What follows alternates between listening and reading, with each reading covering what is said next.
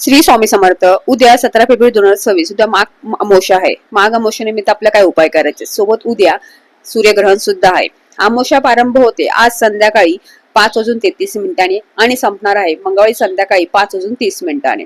उद्या सूर्यग्रहण सुद्धा आहे. सूर्यग्रहण हे सुरू होते 3:26 ते रात्री 7:42. तर आपल्याला काही उपाय उद्या करायचे. सर्वप्रथम उद्या सकाळी लवकर उठून आंघोळ करा. सुशीलभूत झाला तर सुशीलभूत व्हा. पण आंघोळच्या पाण्यात तुम्ही तुमच्याकडे गंगाजल असेल तर गंगाजल टाका, किंवा तुम्ही पंचगव्य जर तुमच्याकडे असेल तर पंचगव्याने तुम्ही आंघोळ केली तरी चालेल. आंघोळ झाल्यातून ओम नमः शिवाय एक माळ तरी जप करा. स्वामींचं नामस्मरण करा.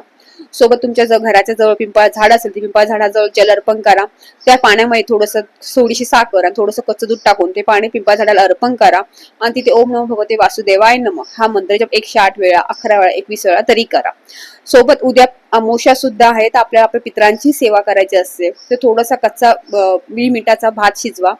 त्यात तुम्ही थोडंसं दही टाका, थोडी काळे तीळ टाका. हा तो नैवेद्य तुम्ही कावळ्यांना दाखवा. तुम्ही गच्चीवर दाखवा, गॅलरीत दाखवा, खिडकीत दाखवला तरी चालेल. तो नैवेद्य आपल्या पितरांसाठी समर्पण करा. त्यांचे ओम पितृदेवाय नमः 11 मंत्र जप करा. त्यांचे आभार माना. आणि हा नैवेद्य तुम्ही सकाळी 7 ते दुपारी 12 पर्यंत कधी दाखवलं तरी चालेल.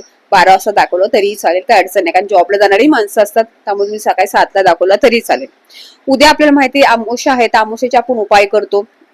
देवांना आपण देवांचे आपण व्यवस्थित पंचामृताने त्यांना स्वच्छ करतो. त्यांची देवपूजा करतो. ती देवपूजा आपल्याला करायचीच आहे. सोबत संध्याकाळी काय उपाय करायचे, तुम्हाला जमलं असतं दिवसभरामध्ये कधी सकाळी किंवा संध्याकाळी महादेवाच्या मंदिरात जा. महादेवाच्या पिंडीवर तुम्ही पंचामृताने अभिषेक करा, पाण्याने अभिषेक करा, काळे तीळ अर्पण करा, तिथे बसून ओम नमः शिवाय जप करा. हा उपाय तुम्हाला दिवसभरामध्ये जेव्हा जमेल तुम्ही तेव्हा तो करा. संध्याकाळी तुम्हाला तुमच्या हातामध्ये थोडीशी पिवळी मोहरी घ्यायची आहे. सोबत स्वामी पुढची विभूती घ्यायची आहे. उजव्या हातामध्ये ठेवायची आहे. 11 वेळा कालभैरव अष्टक म्हणायचंय. 1 वेळा वगला स्तोत्र म्हणायचंय. 11 वेळा म्हटला तरी चालेल. आणि तुम्हाला तुमच्या घराच्या चारी कोपऱ्यामध्ये, सगळ्या घराच्या चारी कोपऱ्यामध्ये टाकायचे, टॉयलेट बाथरूम सोडून. आणि मुख्य दरवाजाच्या दोन्ही बाजून तुम्हाला ते टाकायची आहे. त्याने घरातील निगेटिव्ह एनर्जी, वाईट बाधा असेल ती निघून जाते. कोणाची नजर बाधा असेल ती निघून जाते. तुम्ही किती चांगले असाल ते लोक तुमच्या मागे तुम्हाला त्रास देणारे असतात.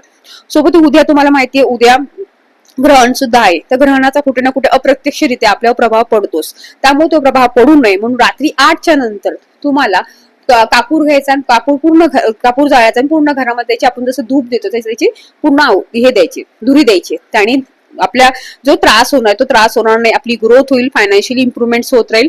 तो उपाय तुम्हाला करायचा आहे. सोबत तुम्हाला घराच्या बाहेर, मुख्य दरवाजाच्या बाहेर तुम्हाला दिवा लावायचा. कणकेचा लावा किंवा पंतीचा लावा. त्यात थोडीशी काळे तीळ टाका. पितृदेवाय नमः मंत्र जप करा.